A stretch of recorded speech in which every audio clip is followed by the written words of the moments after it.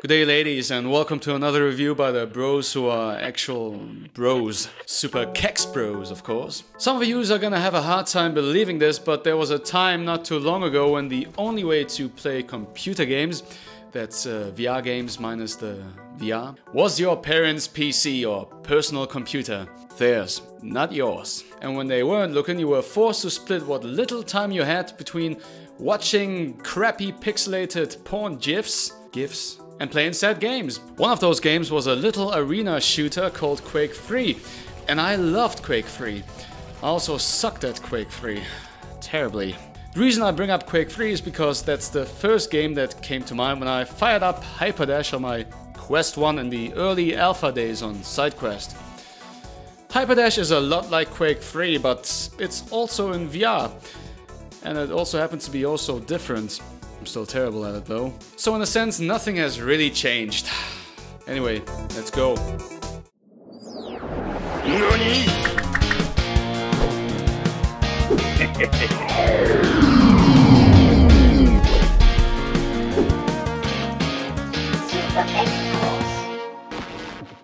In Hyperdash, you and 4 buddies of yours, real or imaginary, take on another team of up to 5 players in several game modes spanning across a multitude of maps. Spread over key locations in those maps, you will find an array of weapons and other helpful items, such as shields, to fight your way past and through enemy players. If you're anything like me and used to the more lifelike movement speed of other FPS shooters, such as Contractors or Onward, the first thing you're likely to notice is the much higher pacing in Hyperdash, which in turn is more reminiscent of old school FPS games, such as the aforementioned Quake 3 or even Unreal Tournament.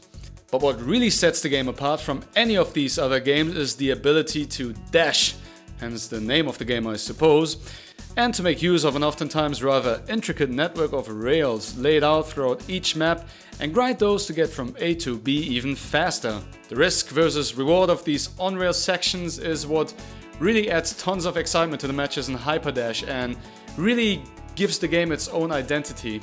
That's not to say that the core gameplay of the game is a letdown, anything but actually. Even back in the game's alpha stage, I remember thinking, this shit feels tight, alright? Picking up and handling guns is fun and intuitive. Small things such as attaching to the rail sections in the game feels, well, snappy and straightforward. Weapons are dual wielded in Hyperdash and range from burst rifles to shotguns and even rocket launchers, with the shield adding an extra tactical layer, especially in game modes such as Payload or Control Point. If any of this seems a little overwhelming to you, fret not. The game lets you take on bots to get your bearings straight before jumping into online multiplayer matches, but maybe you'll never be ready to face those screaming hordes of 12-year-old gremlins. You be the judge. The game offers dedicated servers, voice chat, and lets you customize controls to your liking, even for you lefties out there. On a technical front, Hyperdash's graphics can best be described in one word: minimalist. And that is meant as a big fat juicy compliment. There's a certain beauty to the aesthetics of the game, its fluidity and the ability to make out moving targets anytime, anywhere. I still die a lot though. The up-tempo music mixes well with the sound effects, which combined lend a very arcadey feel to the game, if that makes any sense. And speaking of the different versions of Hyperquest... And speaking of different versions of Hyperdash, the game is available through Steam and the Oculus Store, the latter offering cross-buy, giving you access to both the PC and Quest versions of the game, which of course is something we very much like to see on this channel. I mainly use the PC version for the gameplay footage you see in this review, mostly because of its aspect ratio, which plays nicer with my video edits, and of course because it looks prettier, and looks are everything.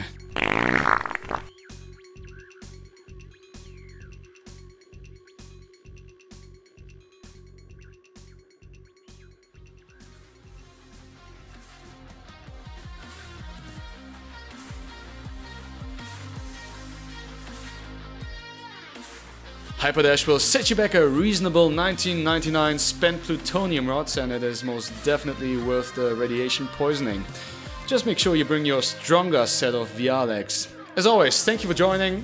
Please like if you liked the video, subscribe if you haven't yet, and make sure to slap the hell out of that bell icon.